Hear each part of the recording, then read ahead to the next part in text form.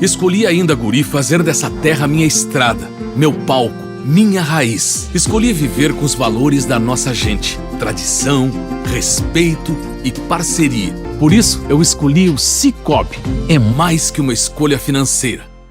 O Portal de Beltrão inicia hoje uma série de entrevistas com pessoas que colocaram os seus nomes à disposição de seus respectivos partidos para as eleições deste ano. Para os cargos de deputado ou deputada federal ou deputado ou deputada estadual. Francisco Beltrão já vem apresentando alguns nomes de pessoas que têm interesse em concorrer a essas eleições de 2026. E hoje nós começamos com a entrevista com o vereador Emanuel Venzo, do PL, que se denominou pré-candidato a deputado estadual.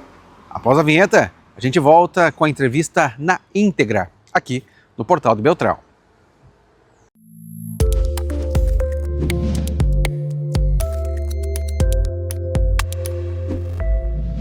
Muito bem, pessoal, como eu comentei antes da vinheta, no início aqui desta transmissão, a gente vai conversar agora com o vereador Francisco Beltrão, Emanuel Venzo, ele que é do Partido Liberal, PL, colocou o seu nome à disposição do partido a nível de estado para concorrer aí uma cadeira na Assembleia Legislativa aqui do Paraná. Emanuel, bem-vindo ao Portal de Beltrão.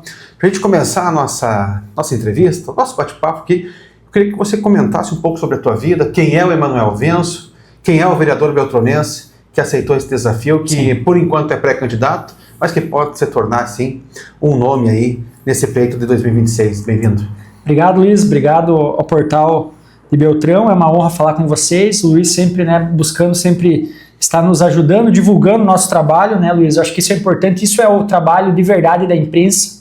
Eu vejo que a imprensa ela não pode ter lado político, ela tem que levar a informação correta, ouvir todos os aspectos políticos. E a gente decidiu ingressar na política, Luiz, meio sem querer, sabe? Eu a vida inteira sempre trabalhei, estudei, nunca tive pretensão política, sempre acompanhei política porque eu sempre entendi que mesmo que a gente não goste de política, nós vamos ser governados por políticos. Desde o pacote de arroz que a gente compra no supermercado até o veículo que a gente adquire, o combustível que a gente abastece nosso carro, enfim, tudo que a gente faz na nossa vida é política, né? Ela se transforma numa forma de política através dos impostos. Então eu era aquele cara que ele acompanhava política, mas não era uma política mais rasa. E eu comecei a gostar mais de política por causa do professor Olavo de Carvalho, né? Eu comecei a acompanhar ele, comecei a assistir os materiais dele na época do Orkut ainda, Luiz, não sei quem que... 2008, por aí, né? A galera, não sei se a galera chegou a conhecer o Orkut, mas eu sou dessa geração do Orkut, do MSN, enfim, das comunidades. Então, nessa época, eu conheci o professor Olavo de Carvalho. Depois que eu conheci o professor Olavo de Carvalho, eu comecei a entender um pouco mais de política.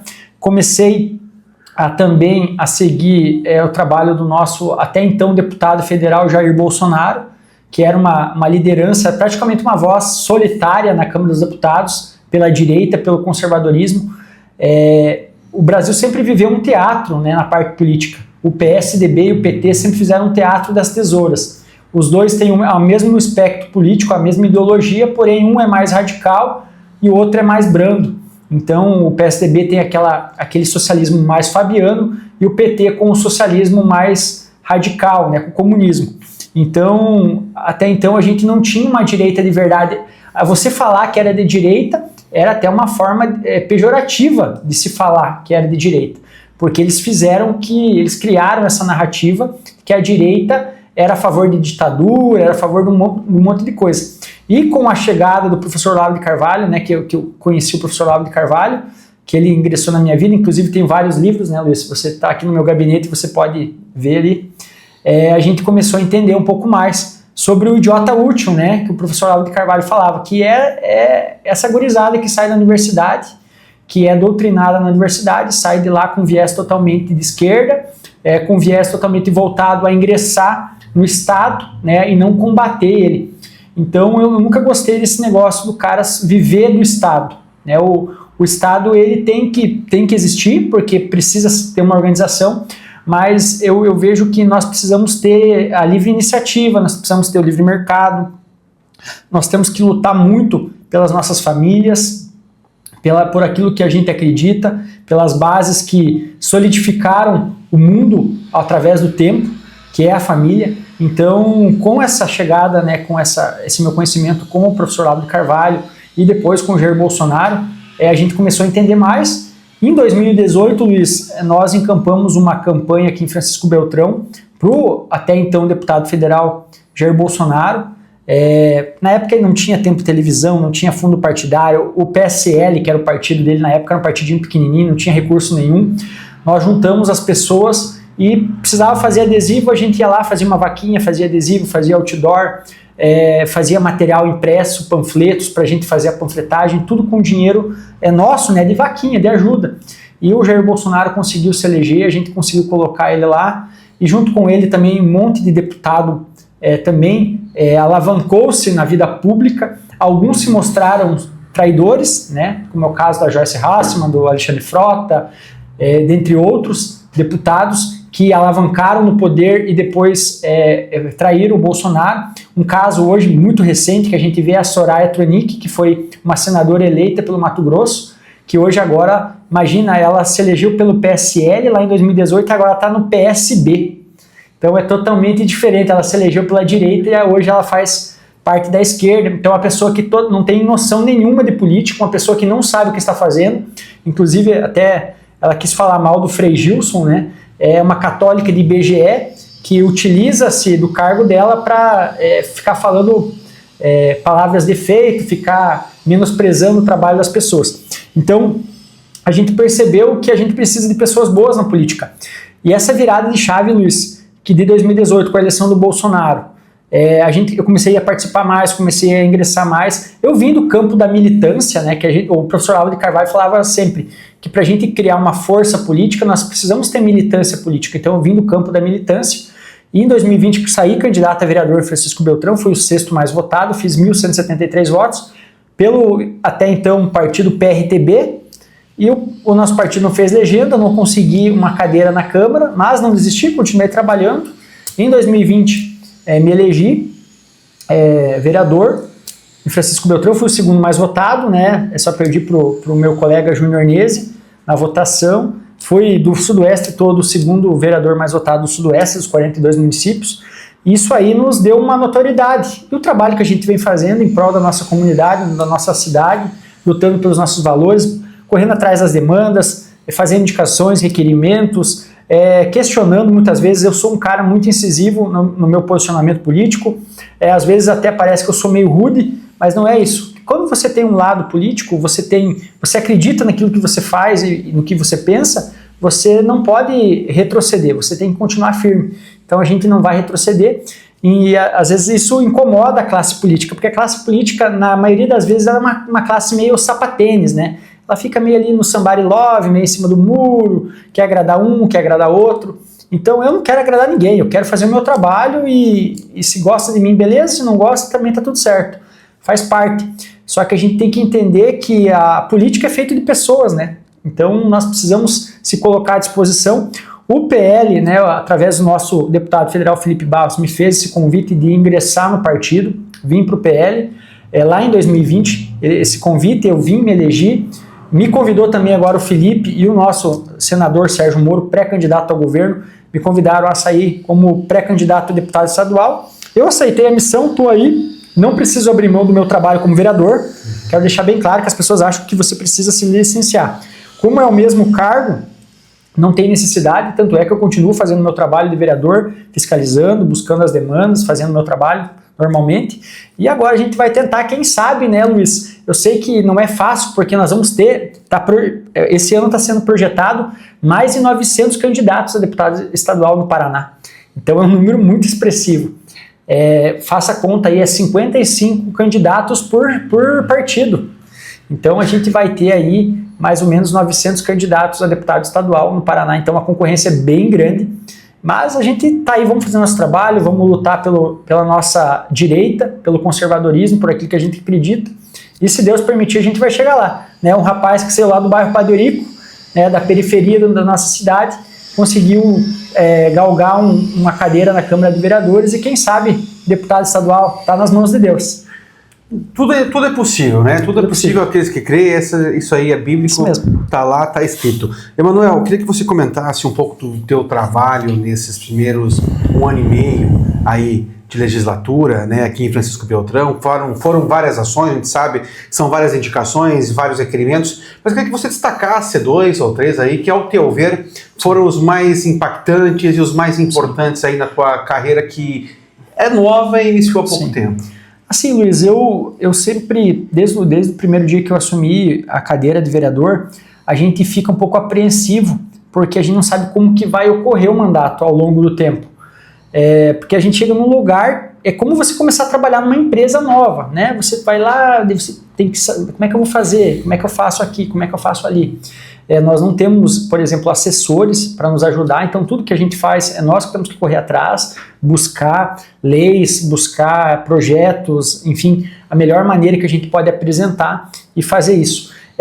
Dessas leis, assim, o que eu destaco, que foi uma lei que nós aprovamos aqui, é um fato ocorrido aqui na cidade, que foi no dia do desafio, que foi utilizado músicas de um cunho pejorativo, né, que fazia apologia a sexo, a drogas, enfim, que foi utilizado numa escola municipal aqui para as criancinhas de 6, 7 anos. Então esse foi um projeto que, na época que esse fato chegou até mim, a gente fez eu já apresentei um projeto proibindo que esse tipo de música toque no nosso ambiente escolar, porque o pai e a mãe que deixa o seu filho na escola, ele não quer que ele vá lá escutar a música que faça apologia à droga ou aquilo que seja.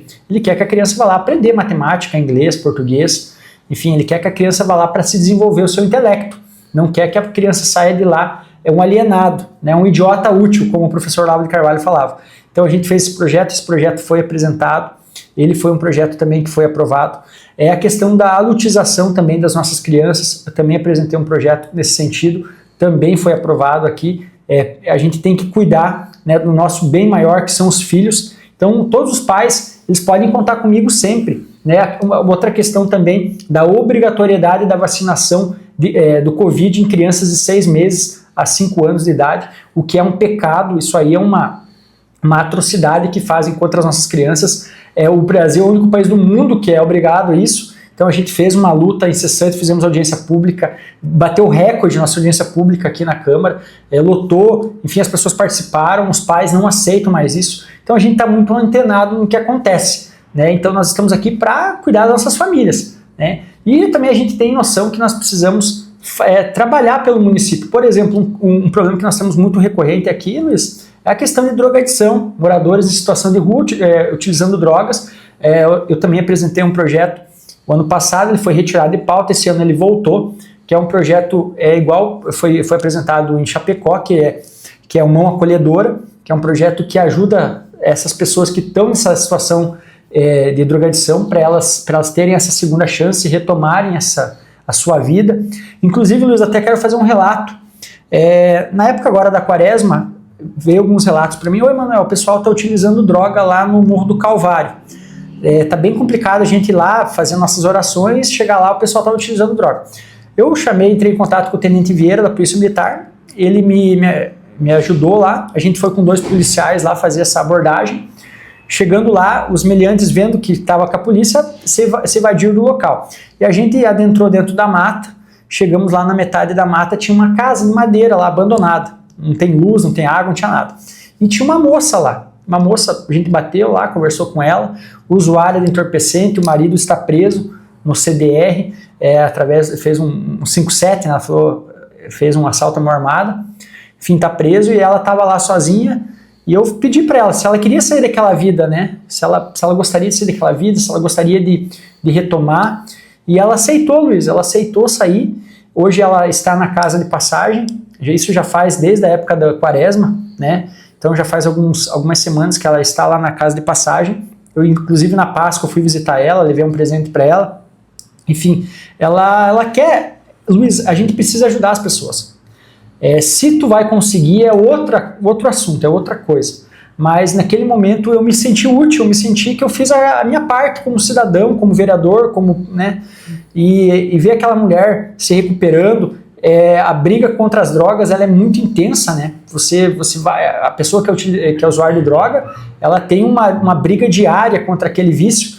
Então a gente precisa tentar ajudar de alguma maneira. E isso é um problema grave no nosso Brasil, né? Hoje nós temos esse problema que vem se alastrando de norte a sul do Brasil, e a gente precisa atacar, a gente precisa ajudar e tentar tirar essas pessoas da drogadição. Então isso foi o que aconteceu e a gente conseguiu recuperar ela. Deus abençoe que ela não retorne, né, para essa vida. Ela falou que não quer, mas essa vida que ela está cansada. Enfim, uma mãe tem 6 filhos, Luiz. Enfim, a família dela não é daqui, é de Jaraguá do Sul. Então a gente entrou em contato com a família dela. Ela falou que ela não tem como voltar para lá, porque, enfim, problemas pessoais, mas que ela gostaria de se recuperar. E se Nosso Senhor Jesus Cristo ajudar, ela vai conseguir sair.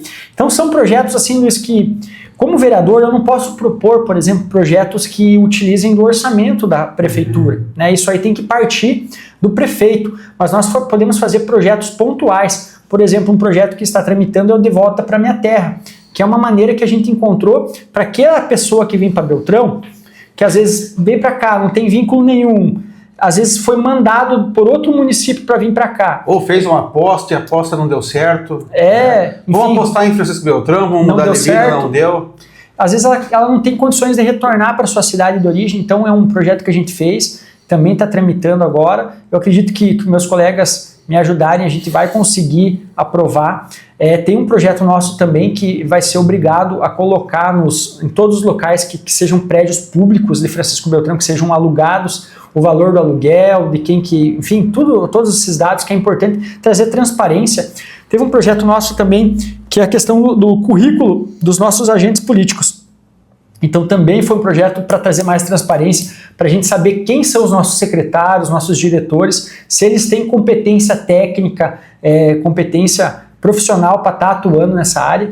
Então a gente sabe que na política tem muito cabide de emprego, a política tem muita gente incompetente que se utiliza da política para permanecer nela. Nós precisamos trazer pessoas boas, qualificadas, e a gente precisa retomar, assim, trazer de volta para dentro da política a moral e a ética, né? Quando você faz isso, você melhora a vida de todo mundo. Léo, conhecemos um pouco do Emanuel vereador, do Emanuel pessoa, das suas ideologias, suas ideias.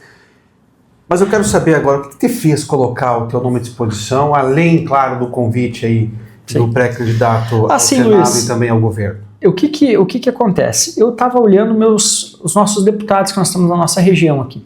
São deputados com ideias ultrapassadas, são deputados que estão aí há muito tempo se utilizando do seu cargo público, né, passando de geração em geração.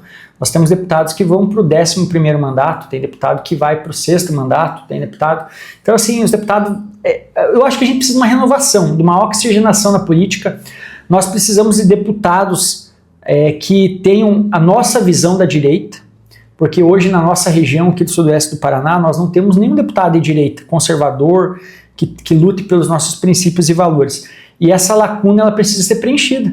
E eu vi nessa oportunidade, nesse convite que o partido me fez, para que a gente faça esse trabalho, desenvolva esse trabalho a nível estadual. Eu sei que pode ser até eu sei que é assim, eu saí de uma vereança para ser deputado, mas nós temos vários exemplos de deputados ao longo do tempo que saíram de vereadores e viraram deputados. É o momento, se o momento for favorável para nós, se a população, né, aqui do Paraná entender que nós merecemos essa oportunidade para trabalhar em prol do nosso povo conservador de direita, eu estou à disposição. E por que eu falo conservador de direita? Luiz, eu sempre gosto de marcar território. Como que é marcar território? Eu sempre gosto de falar o que eu penso, o que eu acredito e como eu vou trabalhar. Porque eu não quero ser um estelionatário eleitoral. Falar para você uma coisa e fazer outra.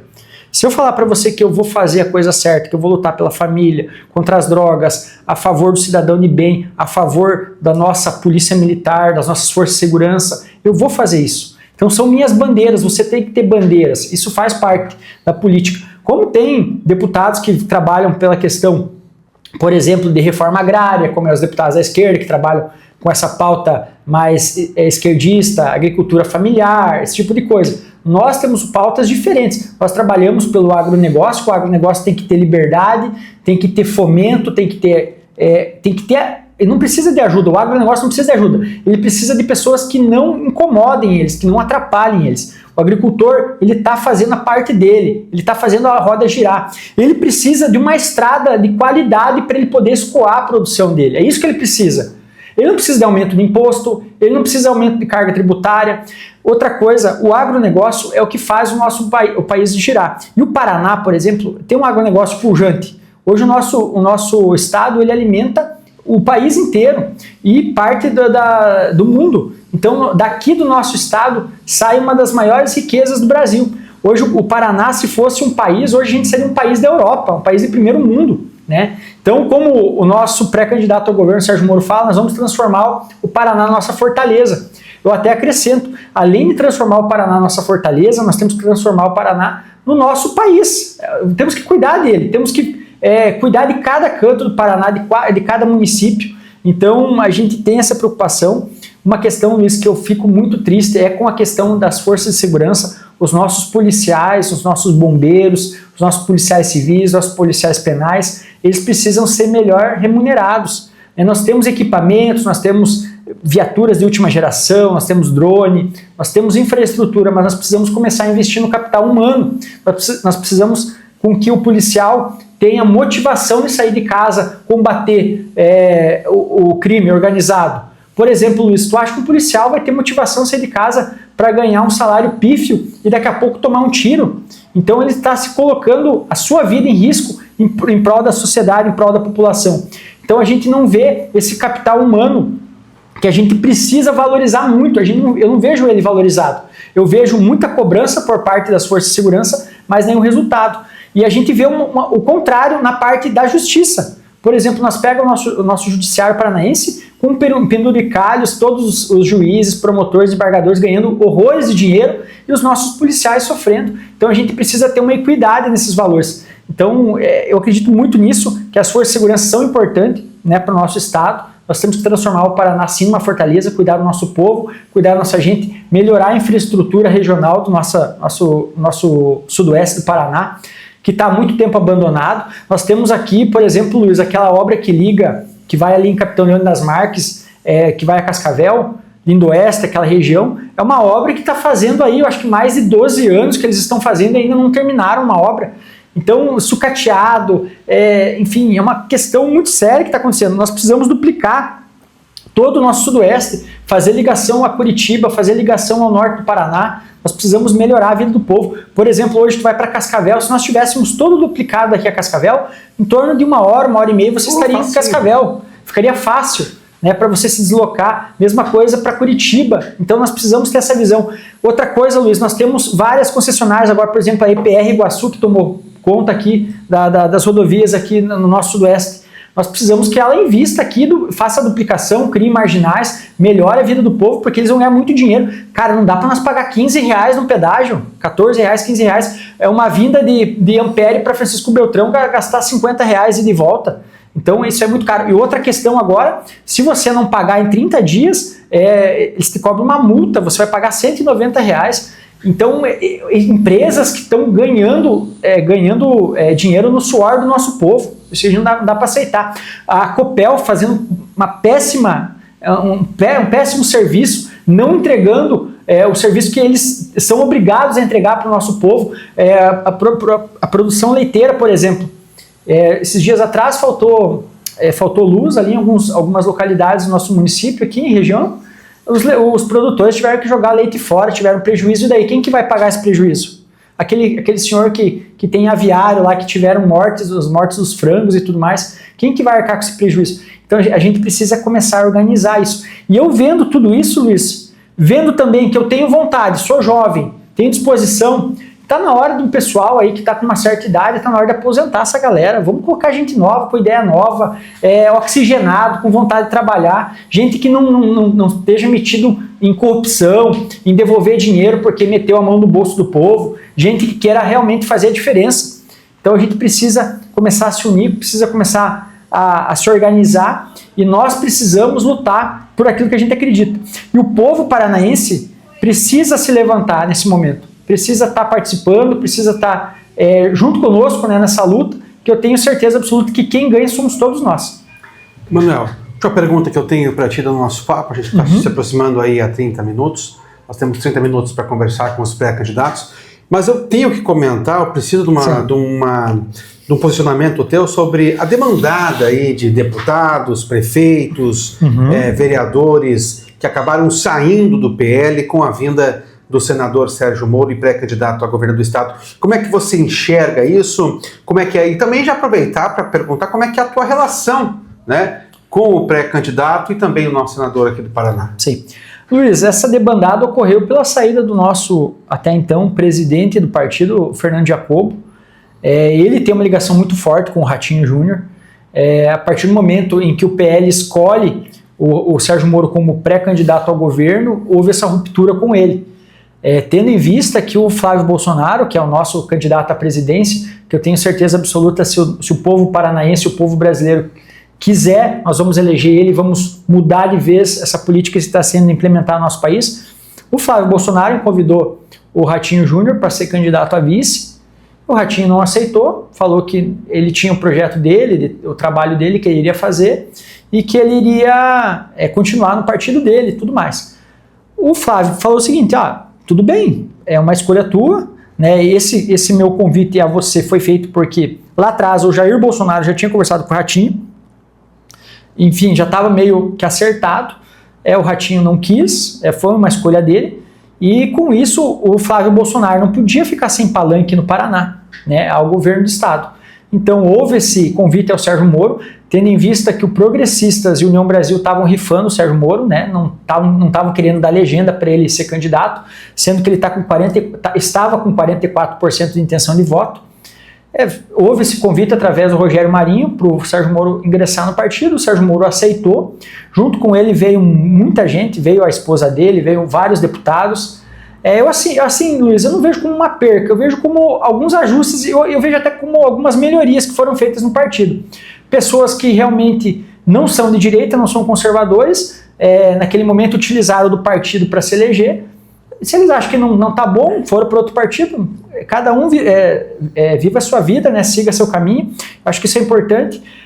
Talvez essa vinda do Sérgio Moro, houve esse atrito ali com o Fernando Jacobo, e o Jacobo decidiu por bem sair do partido, junto com ele saíram vários prefeitos, vários deputados, porque o Jacobo é uma liderança muito forte, inclusive agora até anunciou que não vai mais ser candidato a deputado federal, não vai para a reeleição, vai ficar como secretário da CECID até o final do ano, né, compondo o governo Ratinho Júnior, é uma escolha dele, mas a gente fica triste, né, porque nós tínhamos um trabalho iniciado com o PL lá, e enfim, mas faz parte do jogo. Agora o nosso presidente do partido é o Felipe Barros, que é o nosso deputado federal e pré-candidato ao Senado. O Felipe já está organizando o partido, está restabelecendo as lideranças, está refazendo o mapa político do Paraná. Essa vinda do Sérgio Moro para o PL alavancou o partido. O Sérgio Moro de 44% pulou para 53% de intenção de voto, tem uma grande chance de se eleger no primeiro turno como governador do estado do Paraná. E nós temos uma grande chance de eleger vários deputados estaduais, deputados federais, eleger o nosso pré-candidato ao Senado, Felipe Barros, nosso pré-candidato ao Senado também, junto com o Felipe Barros, que é o Deltan Dallagnol, pelo Partido Novo. Então a gente tem essa possibilidade, e principalmente, eu sou Bolsonaro, sou bolsonarista, e eu tenho, a minha missão é eleger Flávio Bolsonaro presidente do Brasil. E nós precisamos fazer isso, lutar para isso. Aonde a gente for falar o nome do Flávio Bolsonaro, pedir voto para o Flávio Bolsonaro a partir do momento que for permitido pedir voto, fazer o nosso trabalho. Porque eu vejo assim, tem uma galera, Luiz, que ela quer usar o nome do Bolsonaro sem estar junto com o Bolsonaro. Eu não entendo como é que funciona isso. Tipo assim, eu sou de direita, mas eu não sou Bolsonaro. Eu não consigo entender qual que é o jogo dessa galera. Nós não. Se nós temos hoje uma direita, um partido forte, hoje o PL é o maior partido hoje do Brasil. O PL tem 110 deputados federais, a maior bancada nos últimos 25 anos. O PL vai ter o maior tempo de televisão, o maior fundo eleitoral, vai ter a maior representatividade hoje no Brasil. Então nós temos o maior partido do Brasil, nós precisamos o quê? Nós temos esse partido graças ao Jair Bolsonaro. Tanto é que o Valdemar da Costa Neto, que é o presidente nacional do partido, ele entendeu isso. Tanto é que cada decisão que é tomada passa pelas mãos do Bolsonaro. O Bolsonaro, apesar de estar sofrendo uma injustiça, uma perseguição política, que a gente sabe que esse processo que o Bolsonaro está em prisão domiciliar é um processo totalmente político, não tem nada de jurídico nisso, porque se realmente existisse justiça no nosso Brasil, ele nem estava sendo condenado pelo STF, né, e sim pelas instâncias menores. Então é todo um atropelo. Cada ministro do STF hoje tem uma Constituição, não é uma corte constitucional, porque uma corte constitucional, você pega, por exemplo, os Estados Unidos, Luiz, os Estados Unidos, o STF, ele atua em 10, 15 processos durante o ano, que são processos constitucionais. O STF é o guardião da Constituição. Aquela Constituição que a gente fez lá em 1988, Constituição Cidadã, que teve a ajuda do povo, que tudo mais, enfim, que foi promulgada, ela precisa ser respeitada. E a gente vê o nosso STF trabalhando de outra maneira. A gente vê, por exemplo, a esposa do ministro Alexandre de Moraes atuando no caso do Banco Master, né? Então a gente vê que não é uma corte imparcial, ela é totalmente parcial e principalmente é uma corte voltada hoje à esquerda, voltada aos partidos de esquerda, principalmente o PT, PSOL e adjacências. E agora voltando na questão do Sérgio Moro, quando ele veio para o partido, eu já falei mal do Sérgio Moro, naquele momento que ele saiu do governo, eu fiquei muito triste, fiquei muito decepcionado com ele, porque o Sérgio Moro, até então, era o nosso herói nacional. O Sérgio Moro estava sendo cogitado para ser ministro do STF, então a gente percebeu que quando aconteceu aquilo ali, a gente ficou com o pé atrás com ele. Mas agora, Luiz, como dizia o Ronald Reagan, se você tem um companheiro teu que concorda 80% com você, é melhor ter ele do teu lado do que contra você. Então, se o Sérgio Moro veio junto conosco, a gente está aqui para abraçar a campanha dele, trabalhar para eleger ele e trabalhar para eleger uma bancada de direita e principalmente eleger Flávio Bolsonaro e acabar com essas injustiças que estão fazendo contra o nosso presidente Jair Bolsonaro. Manuel, obrigado mais uma vez pela tua disponibilidade de estar atendendo o Portal do Beltrão, né? Sucesso aí no teu trabalho como vereador, sucesso também para a vida particular. Mais uma vez a gente agradece a disponibilidade. E nós vamos ficando por aqui. A qualquer momento eu volto com mais um nome, com mais uma pessoa que colocou à disposição a sua vida, né, para as eleições deste ano.